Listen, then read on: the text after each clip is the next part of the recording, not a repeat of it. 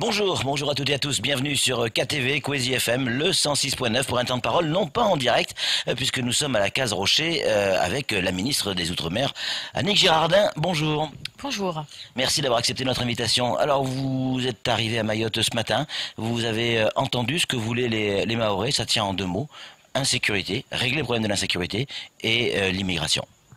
Oui, le premier problème sur le territoire, c'est l'insécurité. Et c'est pour ça que je suis venue avec des réponses que j'ai annoncées dans la journée. D'abord au maire qui était présent et ensuite rendre publiques ces annonces qui sont à la hauteur des demandes qui avaient été faites, à la fois bien sûr pour les établissements scolaires, les abords, le transport, mais au-delà, bien au-delà, parce que la sécurité des Mahoraises et des Mahorais, c'est au quotidien.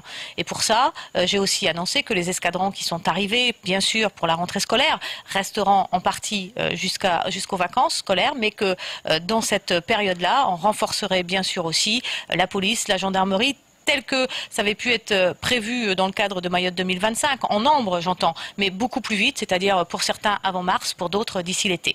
Et puis il y a aussi la question de l'immigration illégale, et il nous faut apporter une réponse forte là aussi. Il y a eu de nombreuses annonces que chacun peut retrouver sur le site de la préfecture en détail, qui nous permettront à la fois de lutter contre des nouveaux arrivants sur le territoire, avec une présence de patrouilleurs en mer. Le patrouilleur est arrivé maintenant depuis 2 jours, il restera autant qu'il le faudra, et on organise à côté, avec des nouvelles embarcations, une présence 24/24 en mer, une présence aussi renforcée à terre, bien sûr, puisqu'il nous faut absolument limiter les arrivées sur le territoire.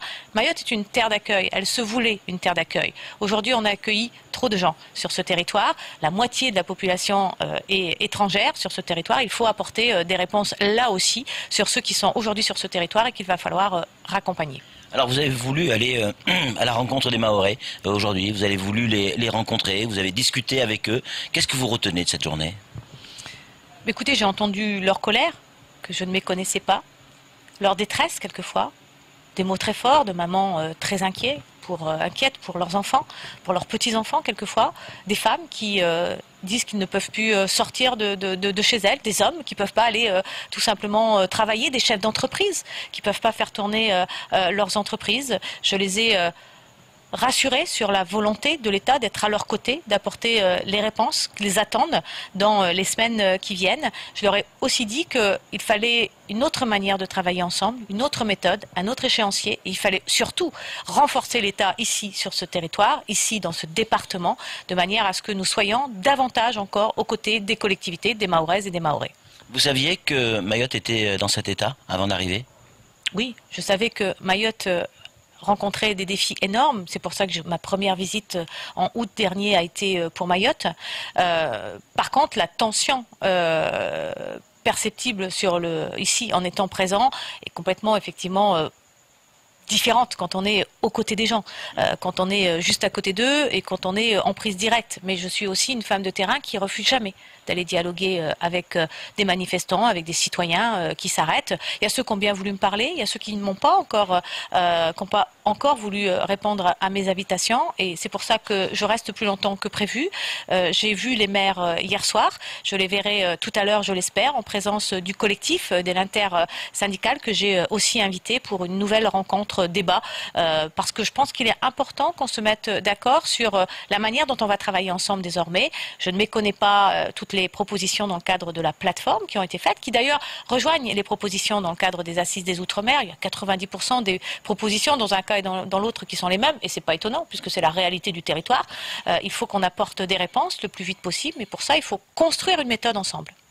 Au conseil départemental, vous avez discuté avec une jeune femme, vous vous en souvenez très certainement. Elle n'avait de cesse que de répéter l'égalité réelle, l'égalité réelle. Vous savez pourquoi? Oui, parce que tous les droits ne sont pas encore les droits des Mahorais et des Mahoraises ne sont pas encore au rendez-vous, ce promis dans le cadre de la départementalisation. La départementalisation, c'est des droits, et d'ailleurs aussi un certain nombre de nouvelles cotisations, participations, nouvelles organisations qui se mettent en place au fur et à mesure. Mais certainement pas assez vite pour les Mahorais et les Mahoraises. Donc il faut le faire. Mais il faut le faire aussi en travaillant sur la sécurité, en travaillant sur l'immigration, en travaillant sur la coopération régionale avec Madagascar et les Comores, parce qu'on sait aussi pertinemment que le territoire est attrayant dans la zone, puisque on est dans une zone où il y a de fortes pauvretés. Et donc il faut qu'on travaille sur tous les vecteurs, tous les piliers en même temps, et qu'on ait une réponse sur l'ensemble des sujets transversaux qui se rencontrent.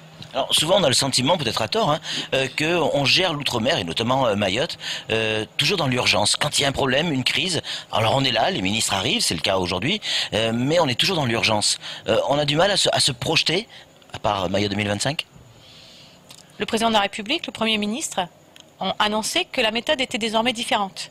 Elle a été largement annoncée d'ailleurs par le président de la République lui-même en Guyane et réaffirmée plusieurs fois par le Premier ministre. Il est donc important de comprendre qu'aujourd'hui on travaille différemment. Parce qu'ici à Mayotte, force est de constater que l'échec est au rendez-vous, qu'on n'a pas su accompagner correctement cette départementalisation. Ça veut dire quoi, que le département a mal été préparé ? Que le département a peut-être été mal préparé, mais surtout qu'il n'a pas été accompagné. C'est-à-dire que cette lutte politique gagnée par les élus du territoire, acceptée effectivement par le gouvernement français, faire de ce territoire un département, le 101e département, et il le restera, bien sûr, c'était pas suffisant. Il faut accompagner, il faut donner les moyens, il faut que l'État soit plus fort sur le territoire, parce qu'on manque d'ingénierie. Quand je dis ça, je dis pas qu'il n'y a pas des gens compétents sur le territoire. Je dis que cette ingénierie qu'on doit construire sur le territoire, mais aussi qui puisse arriver de l'extérieur, nous permettra de porter les projets. C'est pas une question toujours de qualité des projets, mais parce qu'ils ne sont pas portés, parce qu'ils ne sortent pas à temps, parce qu'il n'y a pas obligatoirement l'élan pour les porter. Et c'est pas toujours une question financière, je veux le redire ici. Sur les 136 millions ou 126 millions que vous avez apportés la dernière fois, à peine 36 ont été dépensés et encore. Comment vous l'expliquez ? Vous savez, pour Mayotte, comme pour tous les territoires d'outre-mer, il y a aujourd'hui une nécessité, moi je porte ce combat depuis longtemps, d'une création d'une plateforme d'ingénierie à la disposition de toutes les collectivités qui aujourd'hui n'ont pas obligatoirement les moyens de porter leurs différents projets. Et ça fait partie des résultats des assises de l'outre-mer. Vous le savez, le président de la République en mai recevra le livre bleu et il y aura de nombreuses propositions dans ce cadre qui seront du droit commun, c'est-à-dire qui s'appliqueront bien sûr dans tous les territoires d'outre-mer, mais aussi des spécificités par territoire. Et Mayotte aura toute sa place dans des propositions qui à la fois sont faites par la plateforme qui a travaillé, mais aussi ressortant des assises et puis du travail qu'on va mener dans les jours à venir, je l'espère, puisque je suis venue avec 3 personnes qui mèneront une mission sur le territoire, une mission qui ne dépassera pas une durée d'1 mois pour qu'on apporte concrètement des réponses. Et c'est pas parce que le livre bleu sortira en mai qu'il n'y a pas des actions qui doivent se faire dès aujourd'hui et dès demain. Allez, imaginons, on est dans 10 ans, 15 ans, 20 ans, 25 ans. À quoi ressemble Mayotte ? Eh bien, j'espère que Mayotte saisira la main tendue du gouvernement, que Mayotte travaillera d'une autre manière avec le gouvernement et que cette nouvelle méthode que nous proposons, elle nous emmène vers un Mayotte qui rayonne dans son bassin. Mayotte qui a trouvé dans certains domaines de l'excellence. Mayotte qui se développera sur les questions maritimes, la croissance bleue, j'y crois, le transport, j'y crois. Mayotte a un port qui peut rayonner dans la région.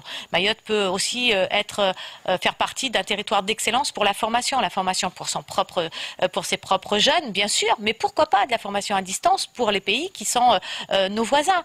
Ce bassin maritime, c'est bien sûr les Comores et Madagascar, mais ça va beaucoup plus loin. C'est l'Afrique du Sud, c'est l'Inde, et nous avons ce travail à pouvoir construire ensemble. Vous savez, on a réorganisé nos politiques par bassin maritime, par océan. Et moi, je crois à cette nouvelle méthode. C'est pour ça que je suis venue, c'est pour ça que je suis aux côtés du Premier ministre et du Président. Ils me l'ont demandé, mais je l'ai accepté parce que c'est véritablement la chance, l'unique chance que l'on a, enfin, dans les territoires d'outre-mer, de montrer cette richesse exceptionnelle qu'on a dans l'ensemble des territoires et ici aussi à Mayotte. Ce sont des richesses de Mayotte, des richesses françaises qu'il nous faut mieux montrer au monde, rendre beaucoup plus visibles et permettre le vrai développement du territoire qui n'est pas au rendez-vous aujourd'hui. Vous parlez souvent de cette nouvelle méthode, mais s'il fallait la résumer en une phrase, pour qu'on comprenne tous bien ce qu'est cette nouvelle méthode, cette nouvelle manière dont on va travailler avec le gouvernement. Différenciation, chaque territoire a ses spécificités, il faut qu'on les prenne en compte. Co-construction et co-responsabilité. Merci. Merci beaucoup d'avoir répondu à nos questions. C'est tout pour ce temps de parole. Tout de suite, la suite de nos programmes.